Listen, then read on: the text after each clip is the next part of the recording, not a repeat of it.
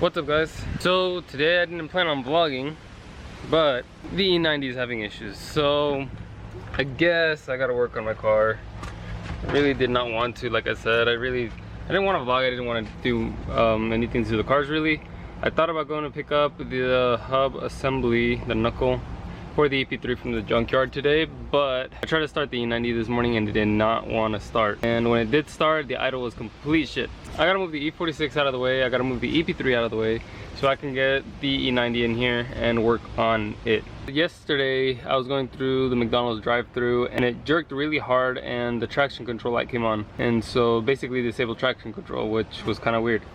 And so I thought, well, I'll just pull over, turn it off the car, turn it back on and see what it does.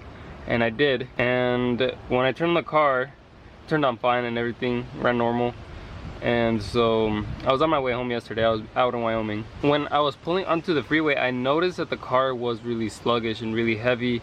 And at first I thought, you know, maybe it's the transmission, maybe because the transmission fluid needs to be changed. I know it's been out of service for a while. I was gonna do it soon actually. I was honestly gonna work on that soon, but the transmission had not been shifted weird or anything. It was fine. So I thought it was kind of weird, and so I was like, you know, we'll see what happens later. I've been doing some research and I plugged in my scan tool, and the one sensor that really stuck out was the crank sensor. And so I looked it up online, and the crank sensors do go out, but I don't know, it's just kind of, I guess it's just kind of weird. So I moved the car over to the work bay and they gave no issues. I hate my cars. Because now also I cleared the code. The crank sensor code just left. So now I just have transmission codes.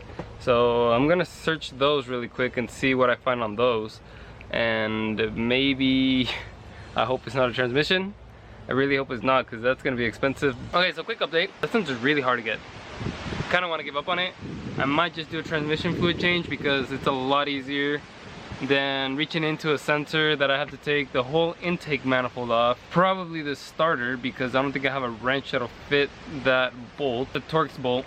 So I definitely don't have a socket for that bolt. It's just a lot of work. It's really just a lot of work. So I think I'm gonna go pick up the transmission fluid, change that out, clear the code. Hopefully it goes away. And I might actually just have to do the whole flush on the transmission. So far right now, I have completely taken off the intake and I still can't reach in there. I can grab the sensor, I can reach in, it's like down in and over, it's over in the very far corner. So to reach it and get that hex bolt out, I need to take this whole intake off and a lot of other hoses on this side. Can't really reach it from the bottom either.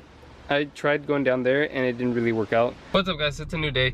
So yesterday I went to the parts store. They didn't have the oil I needed for the transmission, so I decided I'm just gonna come back and probably just work on the EP3. I'm just going to leave the car as it is right now. I'm gonna take it around the block right now just really quick to see what codes do come back. I have the scanner right here, and so far right now the only code that I'm getting is the O2 sensor, and I've had that one before. That one's been on there for a while, and like I said, it never really had any issues with that code. So yeah, right now I'm just gonna go around the block. I'm just gonna get it warmed up, drive it, and I'm gonna see if it acts any different.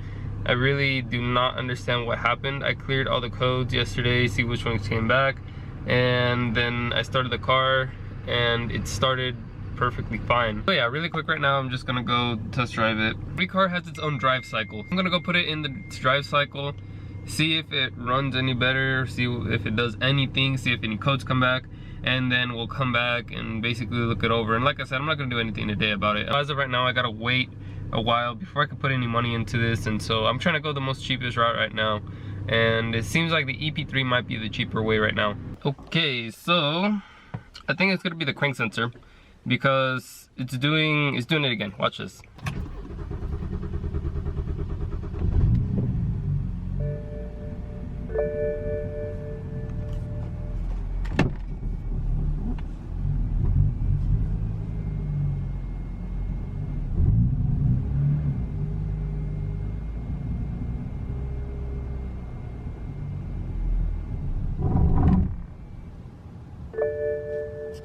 So So before it started doing that, the crank sensor light would not turn on. So I did have the transmission wear, oil wear, and the other coat on, but it would run fine. Before the crank sensor light came back on, it was running fine. Now that the crank sensor light turned back on, I'm guessing it's gonna be that. I'll probably be towing the E90 back with the EP3. I'm only here in town, so it's fine. Well, we're back home. The EP3 is a champ. Look what this freaking tow hook. E90 is really heavy. Honestly, didn't think it'd be that heavy, but honestly, the EP3 struggled like quite a bit. Like, I could honestly tell that it was a lot of weight, but at least I know now what the problem is. So definitely gotta go pick up that sensor. Not looking forward to it, but I definitely gotta go get it. I'm not sure when the install video is gonna be. Probably won't be an install video. I'll probably just post it on the gram or something. So if you guys don't follow me on the gram, go ahead. It's down in the description, or if not, I put it at the end over like right here or here. Not really sure what side it is. Definitely a bummer. I spent an hour just to go get it, so it's definitely not something that I wanted to do. But shit happens, cars breaks.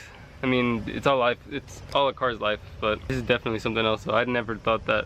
Then again, this is eBay and it is really cheap aluminum. It feels really light, but whatever. Definitely got to work on the E90, so I hope it's just that crank sensor and nothing else. I really hope that it's just that crank sensor. That's the only other light that went away when it was okay and came back on when something happened. So I'm gonna hope that is that, because it's not a cheap sensor. I don't know. I might just leave the E90 alone. I'm doing payments on it and I'm paying insurance on it, and it's full coverage, and so that's why I kind of want to have it. To get that sensor is gonna be a bitch, and I really don't want to take the intake manifold off.